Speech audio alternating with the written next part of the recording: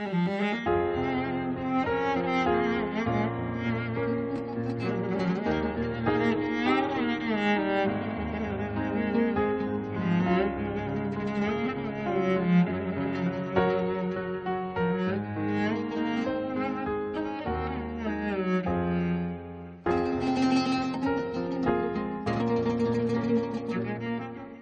and welcome to another episode of Chai, Children of Adam and Eve on QF Radio 91.7 FM, a special dialogue program brought to you by Adil Khan of Doha International Center for Interfaith Dialogue during the month of Ramadan, where we discuss research relevant to our lives today. And in our studio we have Professor Edward Kolla. Professor Kolla teaches European history at Georgetown University, Qatar. He is tracing the origins of international legal thought in the European Enlightenment period, particularly as an aftermath of the French Revolution. We have him in our studio today to discuss state-making practices in history. Professor, how is that some societies have historically made their violent proletariat and serfs into national heroes, and why? And welcome to the studio. Well, first of all, thank you for having me here. It's a pleasure to be here today.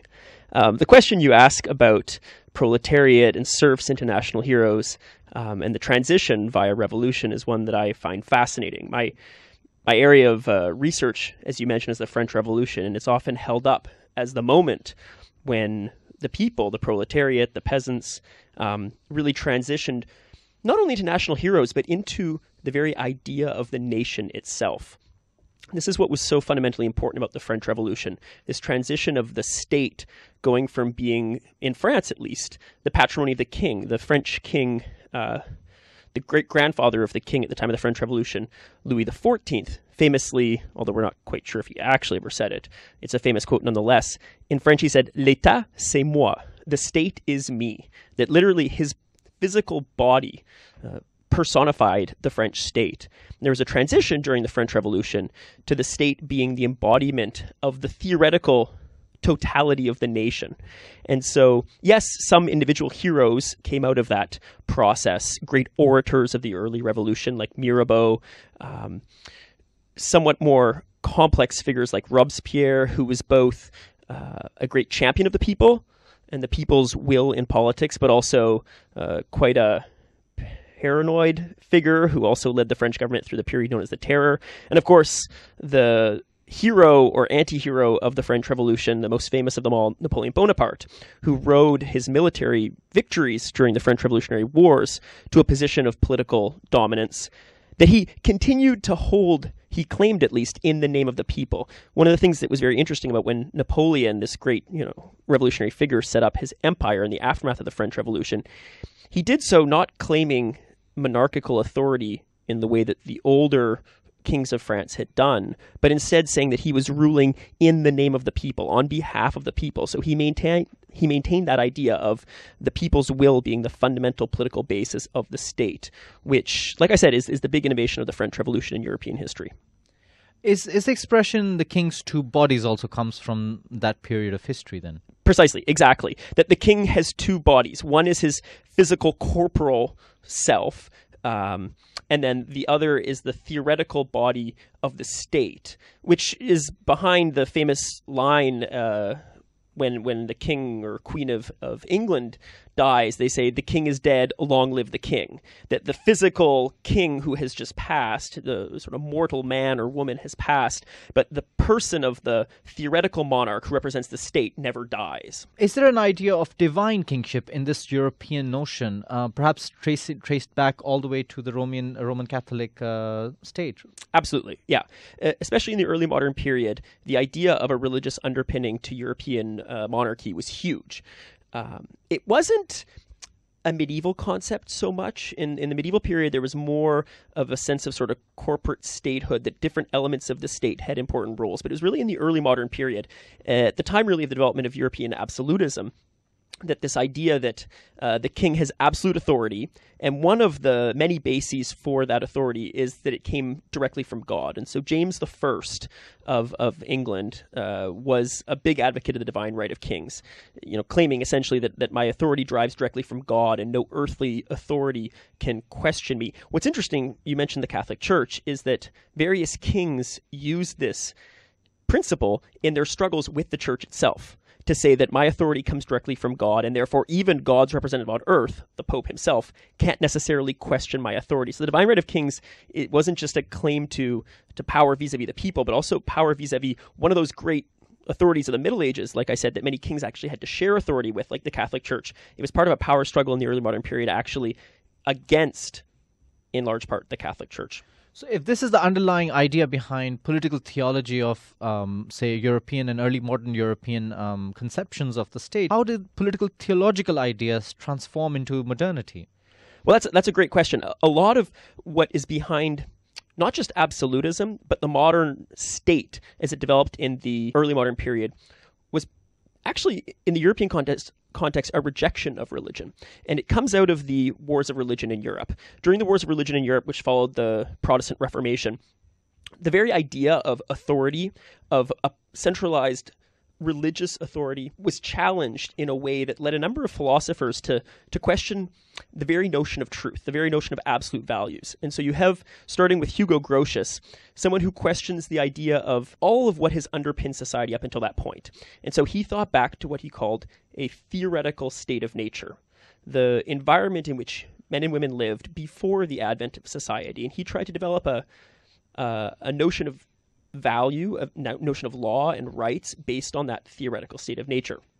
And so he came to a very minimal moral code in that theoretical state of nature, that basically you should not do harm to others, and you should basically be free to do whatever you want that benefits your own life.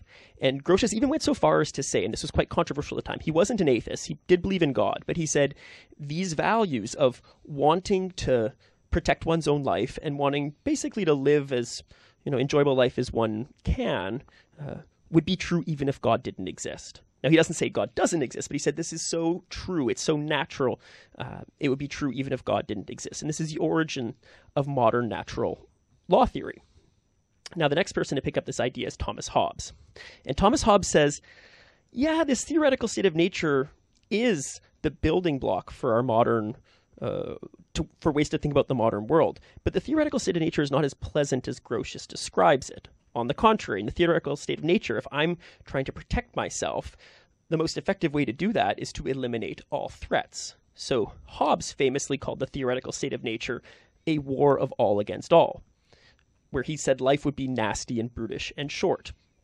And so Hobbes says that people, precisely because the theoretical state of nature is one in which, yes, you might enjoy this natural freedom to protect and enjoy your life, but the only way to do that is to fight in this constant war. People need to give over their natural freedom to the Leviathan, to the state, who will provide order and security in return for people, individual people, giving up their individual freedoms.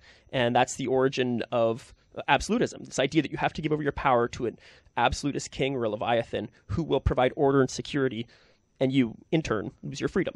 And then that transforms into the social contract understanding of the state, I guess. Yeah, so, what's important about Hobbes and then Grotius is the same idea of developing society out of this theoretical state of nature is picked up by a number of subsequent European philosophers, one of them being Jean-Jacques Rousseau, who has a slightly different view of the theoretical state of nature than Hobbes. He doesn't think the theoretical state of nature is as bad as Hobbes. He believes that when people actually enter into society, it's by giving over their rights that they actually, rather than enjoy freedom and security as Hobbes theorizes, they actually end up shackling themselves. Develops a different view in which people need to reclaim their natural freedom.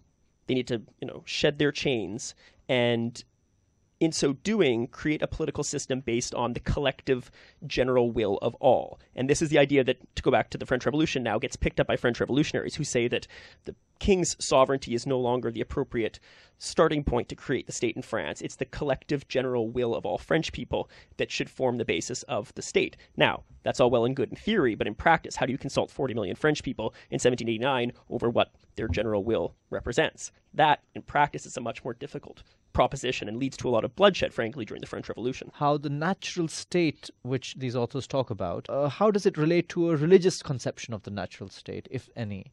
Because religious thinkers have throughout European history also reflected on the place of religion in relation to the natural state of humanity.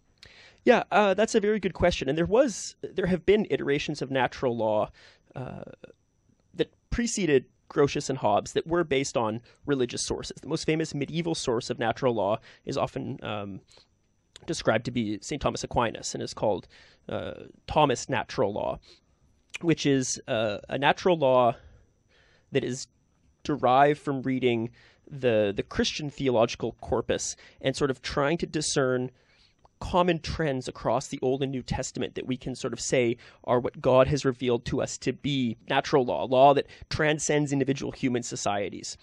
Like I said, during the Protestant Reformation, this idea that we can discern natural law from Scripture was so challenging because Europeans, fellow Christians, were fighting over Scripture itself.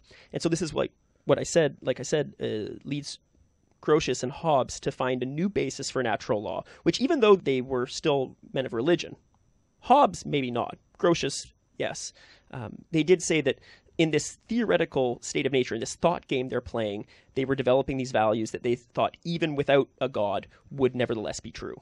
Hence the word substitution would make sense here, I guess.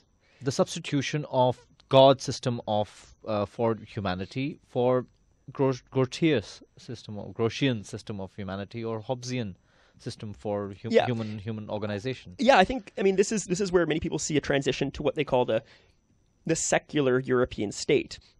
That doesn't mean that suddenly, after the wars of religion, Europeans stopped being religious. Individuals, the vast majority of the population, still remained devout in their Christian faith at the time. But you're right that the theoretical underpinnings of the state went from being based on a religious premise to a secular one. Thank you for clarifying that. And you are listening to Chai, Children of Adam and Eve on QF Radio 91.7 FM, a special dialogue program brought to you by Adil Khan, where we are discussing today state-making practices in history with Professor Edward Kolla. So we were talking about the substitution of what was an old world model of religion as the basis of state to understood as the contemporary European model of the secular state, where what is considered non-religious ideas become the foundation for the contemporary state. I would be interested now to delve a bit deeper into the state-making practices themselves in the second part of this conversation. Why do state makers need to document their subjects? That's a great question, and this is the subject of my next book, actually. I'm going to be looking at the history of the passport, one of the most common forms of identification and documentation, important not just for your national citizenship, but also for your ability to travel internationally, or sometimes not, if you lack a passport or you lack a passport that allows you access to many different countries. It comes back, I'm a historian of the French Revolution, so I like to think that everything comes back to the French Revolution. But it does, I think, really relate back to this idea, as I mentioned in the first half, the French Revolution inaugurated that the state is really the embodiment of every person in it. And therefore, you have a stake in the country. That stake is in the form of your vote, let's say, for a representative political organization in France, as happens after the French Revolution. The state can, in a much more explicit way, sort of make claims on you, because along with those rights that come with citizenship come important duties. So again, in the context of the French Revolution, I'll come back to the passport in a moment.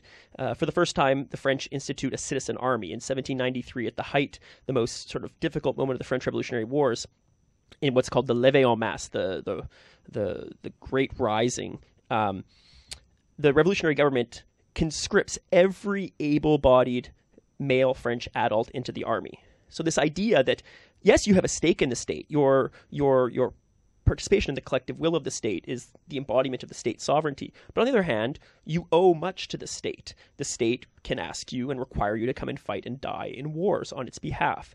But the state also, if you're going to travel in its name, if you're going to cross borders with a passport that says, I'm a citizen of France, the state also gets to require from you documentation.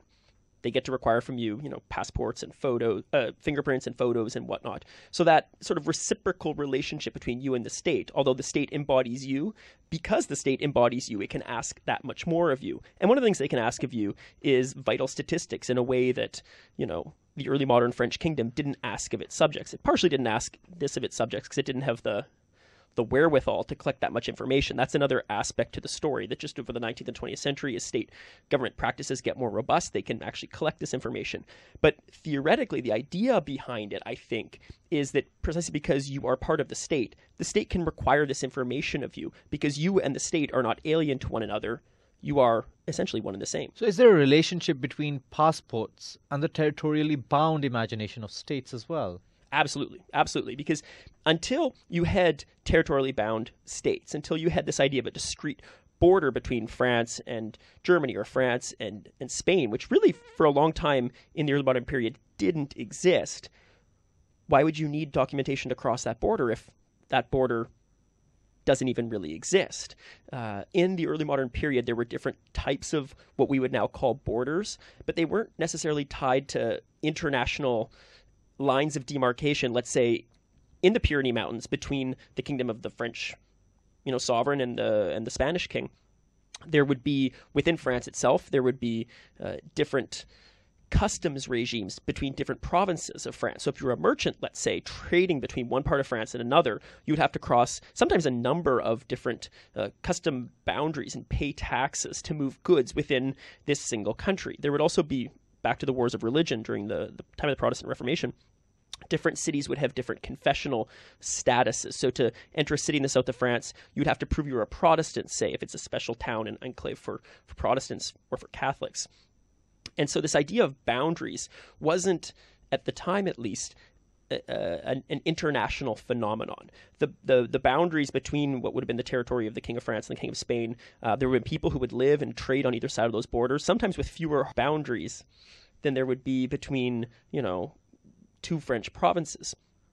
And so, again, it's really with the French Revolution when this idea of a sovereign people who represent a particular state which has a discrete territory, and those people can be identified and documented by the government, that there's a rise in this idea that you need identification to cross the border because suddenly that border means something. It's the division between the area where, you as a French citizen are part of the sovereign authority of the country to a country where you're not. So the legal right for residence document, which sometimes now the passport acts as something modern, it was just a travel document at one point in time? Yeah, at the time, it wasn't even a travel document. At the time, you would need different forms of documentation to move between, like I said, these different entities. But the actual passport itself in the early modern period was actually a document granted usually to diplomats. If you were sort of the French ambassador going to the court of the King of England, you would carry a passport with you, which was a direct letter from your sovereign, the King of France, saying to the King of England, "This is my representative in your state." But individuals wouldn't have carried documentation of that sort. You'd have carried different documentation. Let's say you're a British aristocrat in the 17th century going on the grand tour of Italy. You would have brought letters of introduction. Maybe your father had a distant cousin who was an Italian aristocrat. You would bring a letter of introduction. So when you show up in Florence, you go and you meet this distant friend, and they would take you into their home. They would entertain you while you're there. It's not obviously a passport in the modern sense, but it is a form of identification you would carry with you when you traveled to gain you access into certain, not just spaces, but also certain social groups.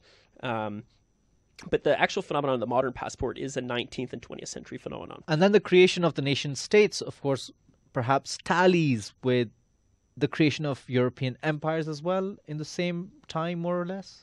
Yeah, absolutely. I mean, the period after the French Revolution, the later 19th and early 20th century, are certainly the heyday moments of the rise of European empire. Now, there was an important European empire in the early modern period, starting with the quote-unquote discovery of the Americas by Christopher Columbus.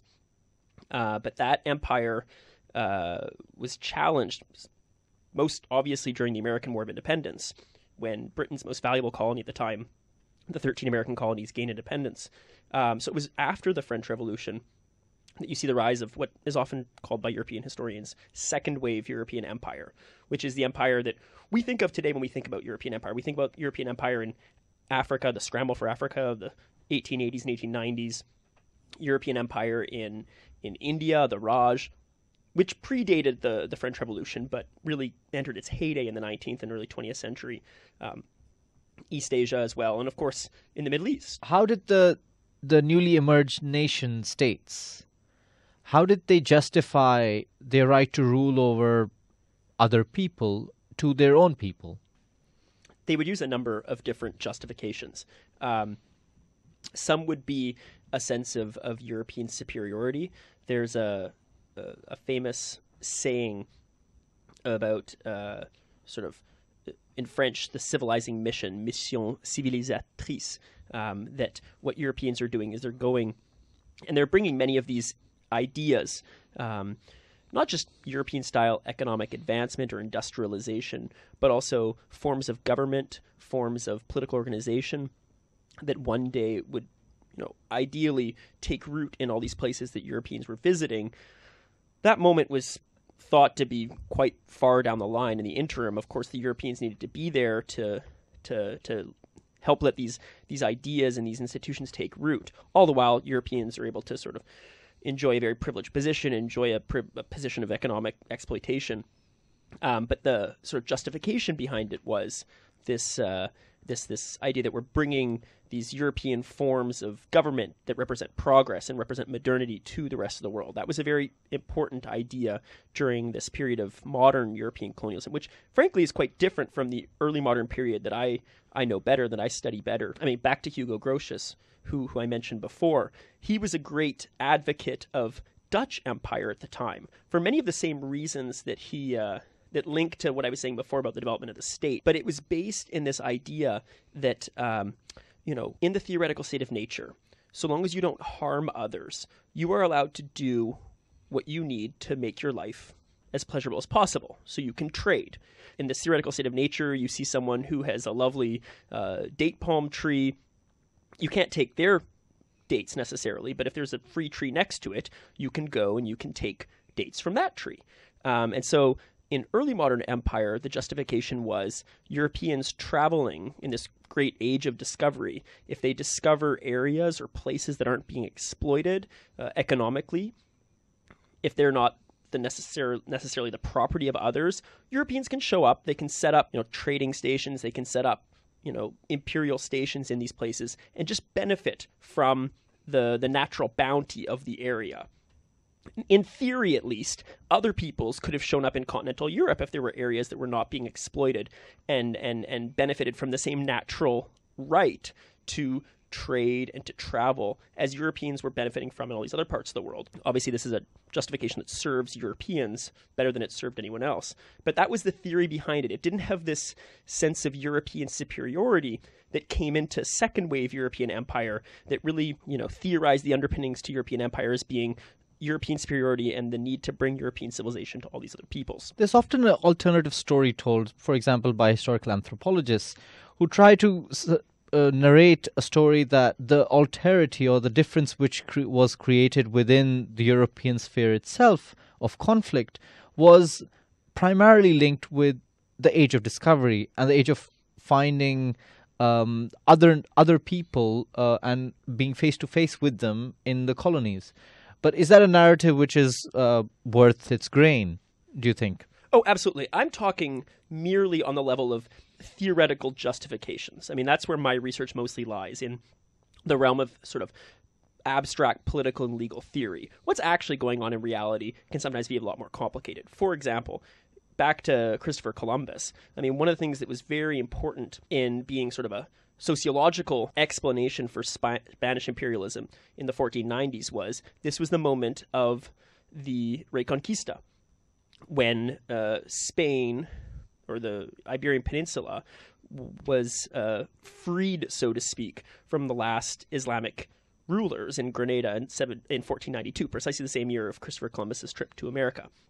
And so one of the sort of sociological explanations for the really violent and military nature of Spanish imperialism at that time, even though, as I said, the theoretical underpinnings of it were about trade and discovery, this martial energy, which for so long in Spain and the Iberian Peninsula had been turned towards expelling Muslims from the Iberian Peninsula. Once that was complete, once the Reconquista had been achieved, they had to turn that energy elsewhere. And that energy got turned to the Americas with, frankly, devastating effect for the Native Americans who happen to be living there. So if we can go back to perhaps the earlier argument of how you see the formation of this different idea of the basis of state, which is almost substituting or replacing religion with natural law, and the idea of the king by the people, by the idea of the people themselves.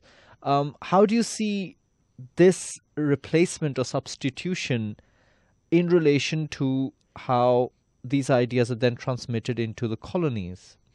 That's an excellent question, and it was a very fraught process for Europeans to, on the one hand, be promoting this idea of the freedom and the sovereignty of the people in France, let's say, but not recognizing a similar freedom or sovereignty of other peoples who happen to be under the political administration of the former French monarchy. So you had French colonies in the Caribbean, often slave colonies for the most part. There was a very small French white colonial administration. The vast majority of the population were slaves brought from Africa. So they certainly didn't benefit initially from this proclamation of the sovereignty of the people. Eventually they did. It was very early on during the French Revolution, at the most extreme part of the terror, when, a lot of the policies of the French revolutionary government were at their most extreme, when they were calling all, able-bodied men into the army.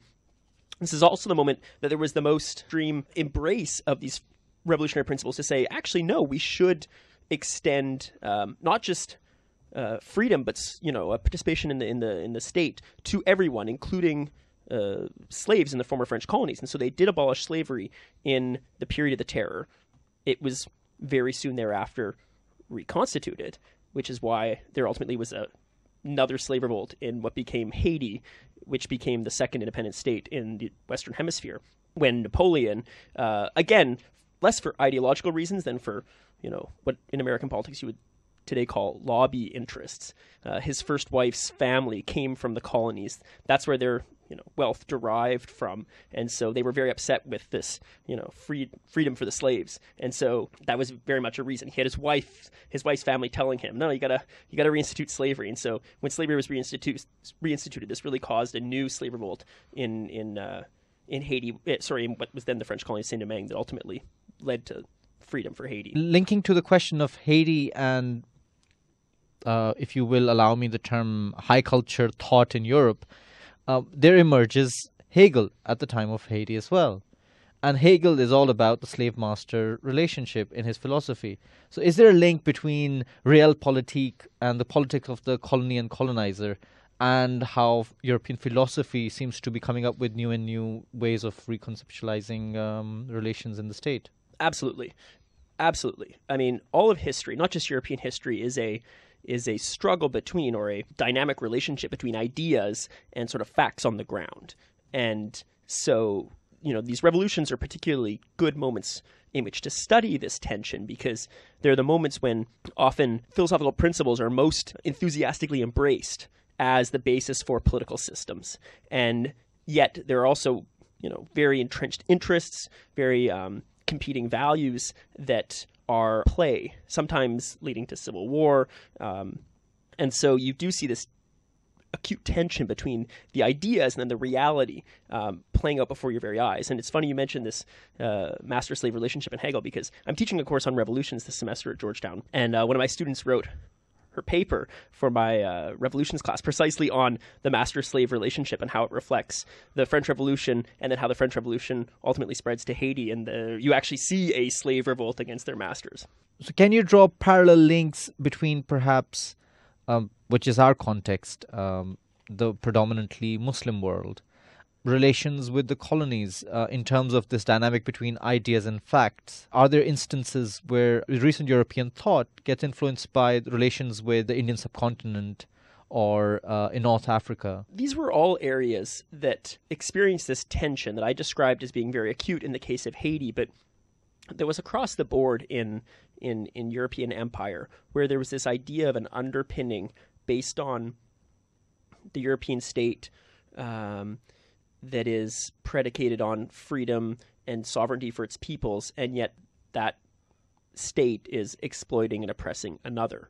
And this was exposed to be quite a damning contradiction at the time of the end of the First World War, when the idea of national self-determination, Woodrow Wilson, the American president at the time, came to Europe in the aftermath of the First World War. And he said, we need to expand these values of national sovereignty from the states of Western Europe that had enjoyed them, like in France, since the time of the French Revolution, in theory, if not always in practice, to the subjugated peoples of Eastern Europe. The former Russian and German and Austro-Hungarian empires were carved up into composite nation states in the aftermath of the First World War, sometimes not very effectively, as the Second World War and everything leading up even to the more recent Balkan Wars proves. Nonetheless, they tried to put this in practice, even if the theory didn't correspond well with reality. But what happened at the Paris Peace Conference is many peoples from European but also American colonies said, wait a second, what about our national self-determination? What about, India? What about the Middle East? What about the Philippines? What about all these areas? Why are we only applying national self-determination in Eastern Europe, not in the empires of all these other countries? And it was very challenging for Woodrow Wilson and the various European leaders to sort of perform these mental acrobatics to explain why here and why not here. They would go back to this idea about civilizing mission. They would say, well, the peoples of the Middle East or the peoples of Asia and Africa are not quite advanced enough yet. And so our empire is not to control you, but to school you in these principles so that ultimately one day you can benefit from these political institutions yourselves. But there was no end date ever set. The whole idea of a mandate system in the Middle East or the Raj in India or the Indian subcontinent at the time, there was never a precise timeline or, frankly, a set of criteria that were established that would show when the European job of, explaining how to create a proper political order would be finished and the Europeans would go home. And it was in the aftermath of the Second World War when European countries were effectively bankrupt, but also when the bankruptcy of the ideas, hypocrisy behind fighting a war to free Europe from the Nazis, but trying to maintain a liberal empire abroad became just too stressful. And a lot of these peoples in colonies around the world started to actually embrace arms and fight for their freedom. I mean, you think of the Algerian War of Independence, you think of the Vietnam War, which began as an anti-colonial struggle against the French. India, there was great violence, even though they didn't have to fight against the British. The British sort of left, quote unquote, voluntarily. There was nevertheless still a recognition that this hypocrisy behind fighting for freedom or only giving freedom to peoples in Europe, but not recognizing it for others, had finally run its course. And lastly, would you say the story that you tell us is limited perhaps to the French trajectory of both self-determination, politics, as well as going up all to the continental experience of the colonies? Because perhaps the British experience, both in its state-making, is peculiar to the Britain, and the British colonies have a different experience in relation to politics and religion as well. Well, I would say two different things in answer to that question. The first is more specifically what you're asking about in terms of the comparative French and British empires. Because there's been research done on this to show sort of, which empires were more coercive, which post-colonial states, whether former British or former French colonies, have experienced more or less political stability or political violence. And so the argument is often made that former British colonies are more stable, have greater political freedoms sometimes, because the British did a better job of implanting forms of representative government that effective post-independence than French former colonies were. I can't comment too much on that because like I said, my area of expertise is more the early modern empires than the modern empires. But as a Francophile, I tend to think that the sort of British criticisms of French political institutions is sometimes a bit overwrought. But the broader point that I want to speak to that's implicit in your last question, I think is a very good one, which is that there is a Eurocentrism which is influencing all of my comments today, which is reflecting that these ideas about government, these ideas, even if, this idea of a secular state isn't representative of the vast majority of the people in the world who still, like French people and German people and British people back in the 17th century, remain very devout. Nevertheless, the underpinnings of the Grotian state, if we want to call it that, this state based on a theoretical state of nature as its presupposition, is what is often in European history defined as the Westphalian state system, because it gets spread in European history in the period after the wars of religion, which end in their most bloody form in the 30 Years' War with the Peace of Westphalia. This Westphalian state system gets exported to the entire world. And so that's a form of European colonization that remains to this day, that the forms of government, the forms of state organization, the fact that we have boundaries based on the European nation-state model, which arose, like I said, at the time of the French Revolution, the fact that European models, like forms of identification for their citizens based on, that are reflected in the passport, that has been spread all around the world today. And so it's an entire international model that's based on the early modern European period, which is a form of Eurocentrism in and of itself, but that is now, covering the entire world. I guess I'll rephrase my last question, and then hopefully we'll get a last response from you, and we'll end our conversation. But that you're assuming that the British secular model and practice is the same as the French secular model and practice, while British society today has a different relation to its citizens compared to the French society and its relation to its citizens. And that applies for its new migrant, its migrant and its second, third generation migrant populations as well. Yeah, absolutely. And that's totally true. Again, when I say the secular state, I don't mean the modern French. There's a word in French that is laïcité. It has no translation into English, and that is a sense that the state doesn't even recognize confessional differences between its citizens, which is very different than, like you're saying, in the English model, where there's an established church, where there are religious minorities that are explicitly recognized in a way that doesn't happen in the French model. And that's a modern phenomenon. That's very different than what I was describing as being sort of the theoretical underpinnings of the secular Westphalian state at the time of the wars of religion. And you're right, there are very different ways that these modern approaches to secular versus religious minorities versus, let's pretend there aren't minorities at all, have manifested themselves in treatment of recent immigrants in these various European states, which again, some would say is the recent sort of, attacks in France against the Charlie Hebdo newspaper have shown that France hasn't done as good a job as some other European states as integrating its citizens, many from former colonies, as well as other states such as England. But again, that's a debate that I will leave to the contemporary political scientists, since I will stay deep in the history myself. Thank you very much, Professor Kolla, for giving us your time today. And we wish our listeners Ramadan Kareem. And if you have any parting wish for Ramadan as well, Professor Kolla. Just a Ramadan Kareem to everyone listening today. Thank you very much for having me. Thank you, Professor Kolla. And stay tuned for our next program. And a special thanks to Ehab al-Sheikh for bringing this program to you. Until then, this is goodbye from Adil Khan.